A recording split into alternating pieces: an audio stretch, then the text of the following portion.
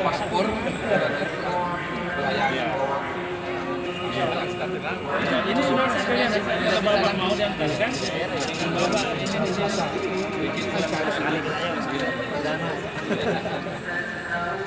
Ini yang baru ini kan ya pilihannya sangat bagus, jam baik dan lancar. Perbandingannya dengan yang sebelumnya bagaimana? Ya perbandingannya sebelumnya sekarang lebih bagus, lebih canggih lagi kan, Dan lebih cepat. lebih juga. cepat kelihatannya. Ya, jadi kita bersyukur supaya kedepannya lagi lebih disosialisasikan lagi ke daerah-daerah. Ini pengurusan apa nih, Pak? Untuk ini pengurusan paspor untuk umrah. Untuk umroh ini. Jadi kita ini yang dari daerah, terutama saya dari Bone. Alhamdulillah pelayannya sangat baik, sangat bagus, sangat lancar.